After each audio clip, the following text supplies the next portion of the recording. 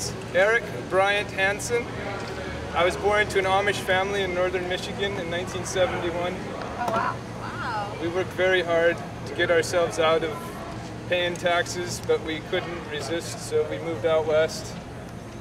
And we tried to start life over again here in Isla Vista. So your family moved here, your parents? Yes, my family did move here. They came originally from Africa, and 40,000 years ago. All right, how much you guys paying me to do this again? What was it, like $10? Yeah. I forgot my lines. What were I'm supposed to say again? Can we take that over again? We just shoot. We edit later. All right. All right. So how did you get involved in the flower business? Flowers kind of just haphazardly came about. I don't know. It was by default. The real honest to goodness, I worked in high school around town, and they had little flower kiosk stands like this all around. In Isla Vista? Isla Vista, Goleta, Santa Barbara, and there's a few around town still that have that same kind of character or flavor. And what I was always admired were the people that worked there, because they were a little bit more liberal, outgoing attitude, and it's nice working around. I mean, if you have to think of a job that, my idea in the future is I want to create an economy where people are going to pay to work there. So it's like reverse psychology, because there's a lot of people with a lot of money, and they want to have something to do. So they might pay to do a job. So they're going to pay to work at a flower stand. Because that makes you happy? No, it doesn't. I mean, being around it can be like a form of therapy. For the people. So, yeah, it is. It's very, like let's say you go to Montecito, I was just over in San Ynez a couple of weeks ago. Big new estate, what does she have? She has her own little flower thing where she can work in the garden with flowers. So it's kind of a thing, you know, when you make a lot of money and you start reflecting on how there's no meaning in life, you kind of turn to flowers. So I did that in high school, but I think a pivotal moment for me was the film Adaptation, which I highly recommend it. Because it does, what's the challenge of being a screenwriter trying to write a movie about flowers? So my challenge was to try to make a living with flowers, and trying to fulfill that. You've done pretty well in it? Yeah, but at the end of the movie, what happens? I mean, it's just like, you know, you're in the middle of El Segundo, and you see little flowers growing on the side of the meridian. Where did you go to school at? I'm a local, so I went to Dos Pueblos High, class of '89. That's where I met my partner, and we have a new baby boy. So we're Goleta the good land starting over again.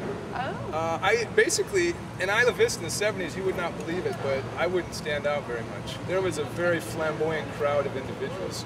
You still see a few of them like Ted. He's went camo now. It's just they don't pay very well for bright colored outfits. So how is Ivy different from today? Well, because, number one, I would say you would look at everything in the world about private property. I'm reading a great book right now on the myth of national security, and that's the whole thing is you're securing private property for a certain elite class. So in the sense is that, I don't want to stray away from it. But okay, so Ivy you asked me about, why is it different? Because it's so expensive now there to live. And the thing is, in the 60s and 70s and 80s, it was considered the most cheapest rent in all of Santa Barbara.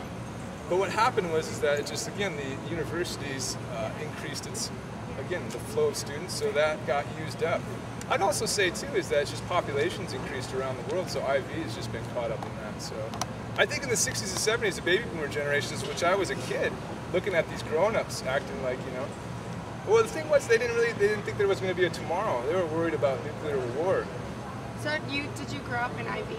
I went to Ivy Elementary for 1 year. I went to La Patera. I got bounced around. Bottom line is my parents were just like normal kind of middle class people and trying to make ends meet. So we had to move around a lot. And you know, Ivy is not really good for kids at a certain age too. You can kind of, you can easily see you get yourself in trouble. So what really happens most of the time, you begin in Ivy and then move to Goleta or Santa Barbara and start your family. So that's just the way things happen in Santa Barbara in the 70s and 80s. So tell me about... Well, so I'm saying this, so there's not as much room for artistic expression in Isla Vista when you're all cramped in there. They're still there, though. There's still a bit of that, yeah. So, but there's still a few of the guys hanging out. Did you go to Earth Day? I didn't make it this year. I have a newborn, so it was tough. We had a birthday party to go to, but I always go there in spirit. They're having Earth Day in Goleta this weekend, which is a neat one, over at Stowe Canyon on Las Canoas. You should check that out. So how old are you? Well, I was born in '71, 37. 37? Yeah. Oh, wow. Still Well, again, I just, you know, my whole philosophy of the flower stand is I was looking for a hobby, something to do. And I would like to think that, what are the two demographics in Santa Barbara? Students and retirees. Yeah. Okay? So I would try to do a hybrid, and I came up with a retired student. So I still love to learn, but I treat life like I'm retired. So. Retired student. Yeah, retired student. So that's kind of like Santa Barbara. If you get a degree here, I figured that out my junior year, I'm not going to be able to get a job here.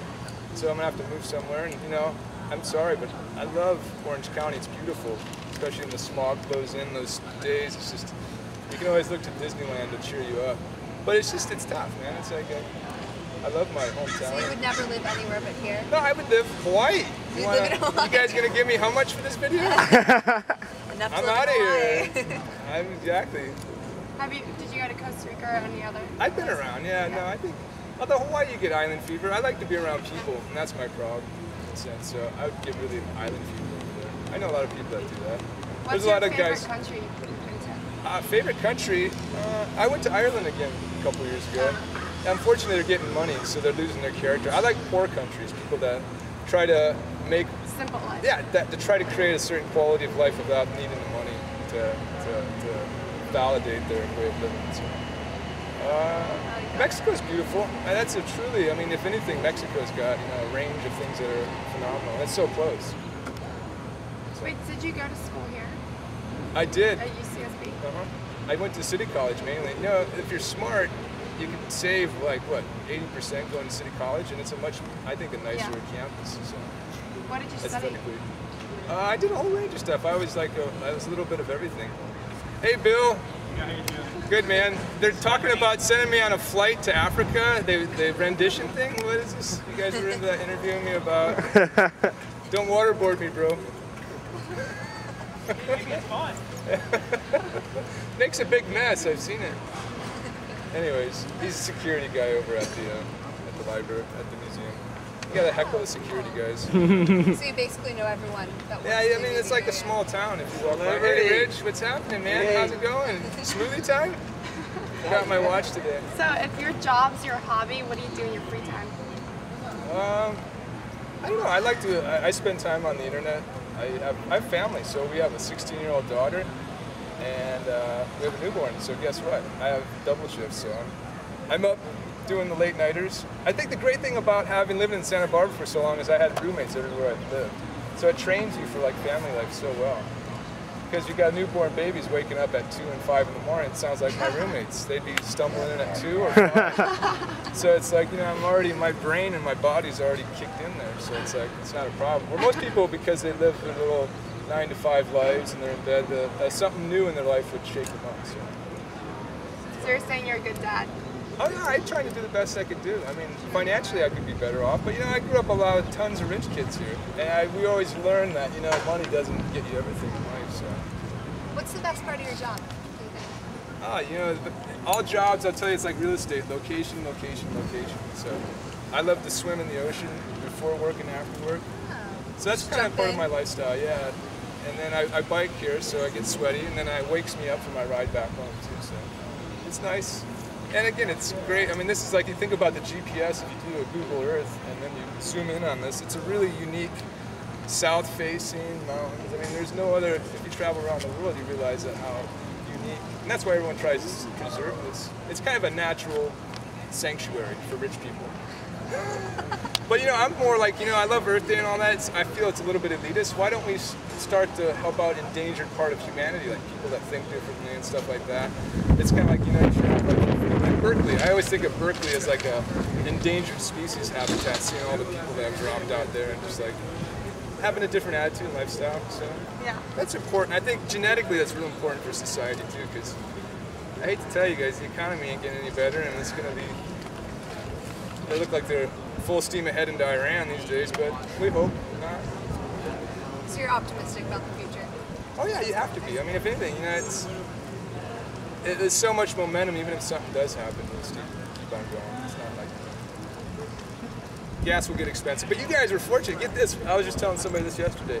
When I was a kid, I remember going with my parents in the 70s to gas stations and waiting 3 hours in line. I remember that. And then get it off watching people fight. I literally saw, I was like a 6-year-old kid and I saw a fist fight at a gas station over here in Toledo. Just because of gasoline became a shortage, and people forget how dependent you are on your whole, it's just like, again, when that thing gets pulled back, people react. And that's what I'm worried about. Oh, it's a sign. Obama must be coming to town. That's 10 minutes. Yeah? I think we got it. All right, if you guys want to come back for another edition, come back with better questions. Ooh, brainstorm Oh, stuff.